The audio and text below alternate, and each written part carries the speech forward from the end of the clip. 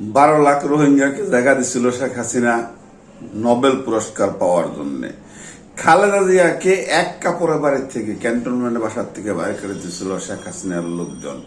সেই খালেদা জিয়াকে আবার উন্নত চিকিৎসার জন্য বিদেশে যাওয়ার পারমিশন দেয় নাই। লন্ডনে যে কটূক্তি করছে খালেদা জিয়ার ব্যাপারে, 83 বছর বয়স হয়েছে, এই মরে যায় শুনি, এই মরে যায় শুনি, মরে না কেন? পিটার হাসকে জবাই করে খায়া ফেলাইব বলছিল। আমরা কেন 18 ঘন্টা 19 ঘন্টা জার্নি করে আমেরিকা যাবো, অন্য দেশে যাব? আমরা নিয়তির কি পরিহাস, বিধির বিধান মাইনেই চলতে হবে। এত দাপটি শেখ হাসিনা আজকে শরণার্থী। খালেদা জিয়া ঠিকই বাংলাদেশের প্রধানমন্ত্রী, সম্মানের সহিত আছে। ভিডিওটা দেখতে হলে আপনাদের একটা লাইক দিয়ে চ্যানেলটা সাবস্ক্রাইব করে দেখতে থাকেন, খুব ইনফরমেটিভ ভিডিও। আসসালামু আলাইকুম। বেশি অহংকার করা ভালো না। যখনই দেখবেন আপনার গায়ে অহংকারের চাদর আইসা আপনাকে ঢাইকা নিচ্ছে, একটা ভাব নিয়ে আপনি হাঁটতেছেন, তখনই বুঝবেন যে আপনার পতন হবে। শেখ হাসিনার কথাগুলিও ঠিক এরকমই ছিল। এই যে রাজাকারের নাতিপুতিরা পাবে, কোটা ওলার নাতিপুতিরা পাবে নাকি রাজাকারের নাতিপুতিরা পাবে? কোটা নিয়ে এত বড় আন্দোলন, এই আন্দোলন 2018 সাল থেকে শুরু হয়েছে, সেটা কন্টিনিউ করতে করতে করতে করতে 2024 সালে আইসা 5ই আগস্ট চিৎপটাং। এই যে যাদেরকে তৈরি করছে শেখ হাসিনা, তারাই কিন্তু তারা ডুবাইছে। নৌকাটা কিন্তু এমনিই ডুবতো না। আর অহংকার, খালেদা জিয়া বাংলাদেশের একজন প্রধানমন্ত্রী, তারে যেভাবে নেগলিসি করা হয়েছে, আপনারা কি মনে করেন? আপনাদের মূল্যবান মতামত কমেন্টসের মাধ্যমে জানাবেন। আর যদি ভালো লাগা থাকে তাহলে শেয়ার দিবেন, সবাইরে এই খবরটা দেখার সুযোগ দিবেন। একটা বাংলাদেশের প্রধানমন্ত্রী, একাধিকবার বাংলাদেশের প্রধানমন্ত্রী ছিল এবং রাষ্ট্রপতি জিয়াউর রহমানের পত্নী, সেটা মূল্যায়ন পায় নাই খালেদা জিয়া। ক্যান্টনমেন্টের বাসার থেকে তাকে এক কাপড়ে, শুধু তাই না, তার বেডরুমের দরজা ভাইয়া, খালেদা জিয়া বাড়িতে ছিল না, তারে বাইর করার জন্য তার বেডরুমের দরজা ভাইয়া তাকে ভিতর থেকে টাইনা হেসড়ে বাইর করা হয়েছে। এই লজ্জা আমরা কোথায় রাখি? আজকে শেখ হাসিনা আপনি কোথায়? আজকে আমেরিকা শেখ হাসিনার জন্য মোদিকে চাপ দিছে যে শেখ হাসিনা কোন স্ট্যাটাসে অবস্থান করতেছে ইন্ডিয়াতে। মোদি সরকার তো তারা লুকায় রাখছে, বলতেছে না, 2-1 দিনের ভিতরেই ওখান থেকে পালাইতে হবে। তো এটার জবাব না দিয়া, কথায় আছে আল্লাহর মায়ের দুনিয়ার ভাই। এই যে এত শেখের বেটি পলায় না, শেখের বেটি কেউরে ভয় পায় না, শেখের বেটি এখানে থাকবে 2040 সাল পর্যন্ত। এই অহংকার কোথায় গেল? এই দম্ভ আল্লাহ তাআলা স্ম্যাশ করে দিচ্ছে, একদম মাটির সাথে মিশাই দিচ্ছে। যদি শেখ হাসিনা থাকতো, আপনারা তো দেখছেন ভিডিওটা, 5 তারিখে কি অবস্থাটা হইতো। অন্যান্য আওয়ামী লীগের নেতাদের যে অবস্থাটা হয়েছে, তাদের বাড়িঘর ভাঙচুর হয়ে আগুন জ্বালাইছে, পাড়ায়া মারা ফেলাইছে। শেখ হাসিনার অবস্থাটাও ঠিক এরকমই হইতো। সেনাবাহিনীর প্রধান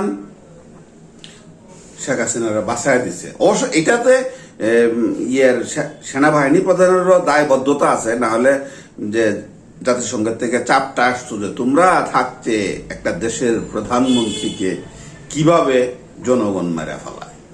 এই কারণে সেনাবাহিনী প্রধান তারে যাওয়ার সুযোগ করে দিচ্ছে। তো এখন আবার ইন্ডিয়া বসে থেকে এত বড় বড় কথা কয়।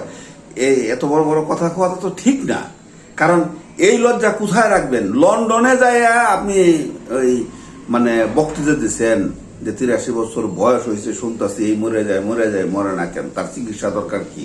উন্নত চিকিৎসার জন্য বিদেশে যাওয়ার দরকারটা কি?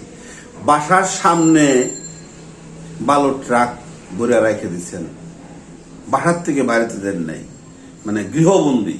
আর আজকে আপনি বিধির বিধান খণ্ডন কে করাইব? আর আজকে আপনি বিদেশে যাইয়া, অন্য রাষ্ট্রে যাইয়া গৃহবন্দী। ইন্ডিয়াতে কি শেখ হাসিনা ঘুরে বেড়াইতেছে অবাধে? না, ওখানেও গৃহবন্দী। সেফ হাউসে রাখছে তারে, গৃহবন্দী করে রাখছে, কোথাও যেন যাইতে না পারে। কারণ কেউ যদি তারে মেরে ফেলায় তখন এই ইন্ডিয়ান গভর্নমেন্টকে এটার রেসপন্সিবিলিটি নিতে হবে, যার কারণে ওখানে তাকে গৃহবন্দী করে রাখা হয়েছে, কোনো জায়গায় যাইতে পারে না। হাগামোতা যা কিছু করো এই ঘরের ভিতরেই করো। তবে বেশি দিন আর নাই, এখান থেকে 2-1 দিনের ভিতরে তার আউট হইতে হবে। শুনতেছি অলরেডি বাইর করে দিছে। তো যাই হোক, যে দেশেই যাক, যে দেশে যেতে পারবো না, কারণ ওই ইয়েতে ইতালি মিতালি যা আছে, ফ্রান্স জার্মান টার্মান ওইগুলিতে যাইতে পারবো না, কানাডাও যেতে পারবো না, আমেরিকাও যেতে পারবো না, লন্ডনও যাইতে পারবো না। যাইতে হইলে একমাত্র দুবাইয়ে যাইতে পারবো। দুবাইয়ে যাওয়াটাই সবচেয়ে দেখতেছি আমরা, সহজ দেখতেছি। আর দুবাইয়ে তারা ওই সবাইরই থাকতে দেয়। আর দুবাইয়ের রাজ পরিবার তো তাদের আবার রাজা বাদশাদের সম্মান দেয়। শেখ হাসিনার মতো না। শেখ হাসিনা যেরকম খালেদা জিয়ার উপর অত্যাচারটা করছে, ওরে বাপরে বাপরে বাপরে। শেখ হাসিনা তো যাওয়ার সময় সেনাবাহিনী প্রধান এর আগের দিন 157টা লাকেজ ওই বঙ্গবন্ধু এয়ারবেজে নিয়ে কার্গোতে উঠাইতে দিছে। কিন্তু খালেদা জিয়ারে এক কাপড়ে ক্যান্টনমেন্টের বাসার থেকে বাইর করে দিছে।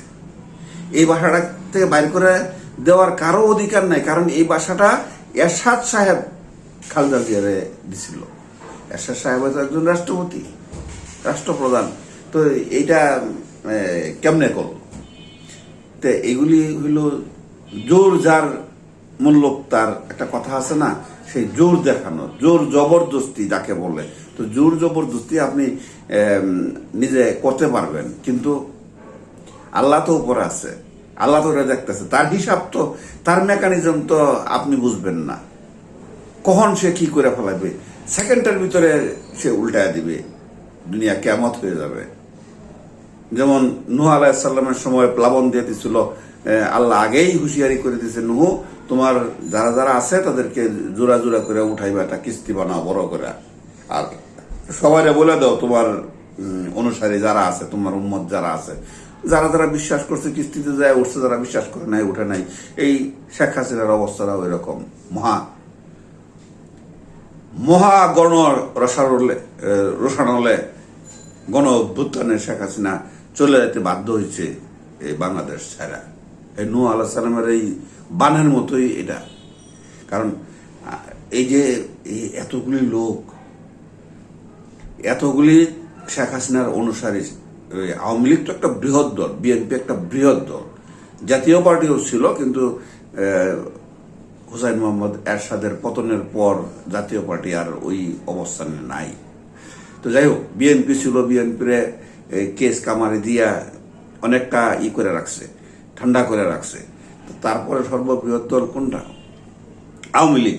এই যে আওয়ামী লীগের মানে 1 লাখ 2 লাখ লোক, না হয় 5 লাখ লোক ইয়েতে ছিল, তারা ক্ষমতায় ছিল, তারা টেন্ডারবাজি করছে, তারা ব্যবসা করছে বিভিন্নভাবে সরকারের সাথে, যাদের লিয়াজও ছিল, যারা এমপি মন্ত্রী হয়েছে, আমলা ছিল। তো তাদের কি অবস্থাটা, যে আপনি যে পলায় গেলেন গা, এরশাদ সাহেবও পলায় নাই, খালেদা জিয়াও পলায় নাই, আপনি পলায় গেলেন গা, আর এদিকদার লোকের ঘর বাড়ি নাই।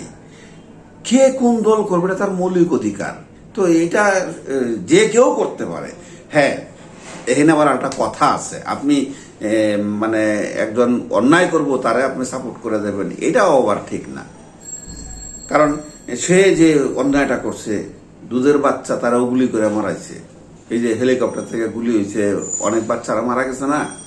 আর শিক্ষার্থীরা তো মরছে, তারা জাতির বিবেক, যারা জাতির ভবিষ্যৎ, হ্যাঁ, এই ভবিষ্যৎ প্রজন্মগুলি শত শত মেরে ফেলাইছে। সেই রায়ের বাজার যে বুদ্ধিজীবী কবরস্থান, ওখানে যে গণকবর হয়েছে, জুরাইনে গণকবর হয়েছে।